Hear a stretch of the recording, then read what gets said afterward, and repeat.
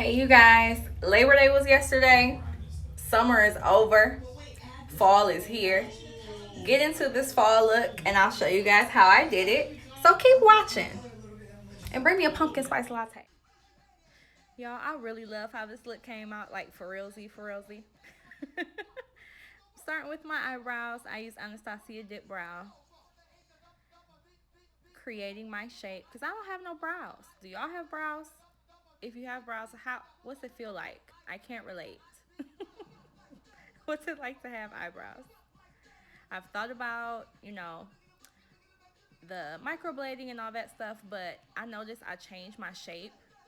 Sometimes I like them a little thicker at the base. I like them thicker overall. Sometimes I like them just real clean and not super thick. So because I like to change it, I don't know about that kind of commitment. That's a commitment. Not sure I'm there yet. I'm using my Tarte Shapetape concealer to form my brow shape today. See, today's a thicker at the base kind of day. It changes depending on what's going on with me. So if you're in Southern California and you have a great microblader that you want to recommend that hooked you up, tag them, please. Let me know.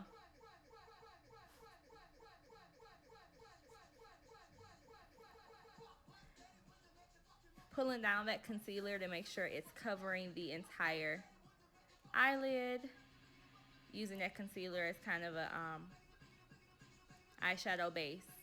So just gonna pull it all the way down, make sure it's on the entire eyelid, and make sure it's even. I try to keep my brush strokes going the same way. I've noticed it makes it less kind of chalky as you're packing on your colors. Now going in with a nice nude to highlight the brow. I'm loving, absolutely loving my new James Charles palette, y'all. It's everything. It's every color you ever needed ever in one palette.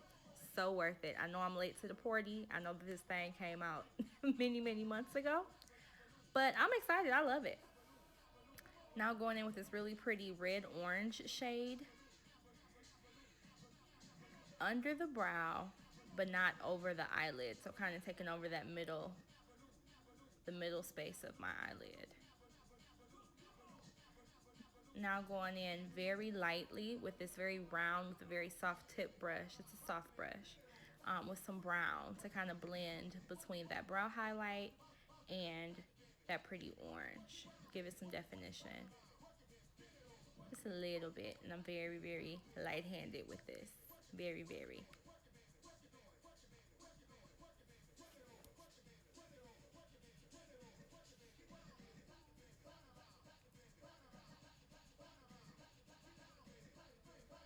Since I've been doing my makeup consistently for these last couple days, I'm noticing that taking my time blending my shadow makes all of the difference.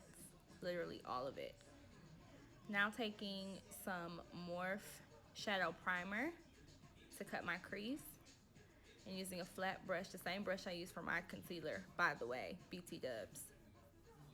And just creating a shape with my eyelid there to cut the crease. But yeah, you see how the shadow's all blended already even before we cut the crease. Taking this time, y'all, to just really get muscle memory in doing my makeup has been so helpful. I'm moving a little faster, but my technique is getting better, and that's just from practicing. And I know most of us been in the house. I've been working, but again, these aren't looks I will wear to work every day. Work in an office kind of place, so can't really go in bright and gold with glitter every day. So yeah, just getting my hands on my face to learn my face more and step my technique up has been so helpful and so fun and so therapeutic. Some people do coloring books. I like putting on a face full of makeup with nowhere to go. That's my fun. That's my me time. Now I'm going in with, I mixed a really rich auburn and this really rich burnt orange. I kind of mixed those together in that James Charles palette. I don't recall the names of the colors, but they're the bigger shadows. He has like 5 or 6 really big shadows in the middle. These are colors I guess you're going to use more, so he made them bigger. So I mixed the two on the end together. And I'm just doing half of my cut crease with that brownish, auburnish color. It's really pretty. Next time I'm gonna like zoom in my camera. And while I'm taking this time, I'm learning how to edit, y'all. It's not that hard. It's time consuming, but it's not that hard. And that's also been pretty cool, chill thing to do, is cut videos out. And I'm silly by nature, so figuring out filters and intros has been hilarious. And music, I love music, so it's all been pretty cool. And not getting a dime for it, but pretty cool to do. Now I'm going in with this really soft, shimmery gold shade for the other half of the cut crease and into my corner.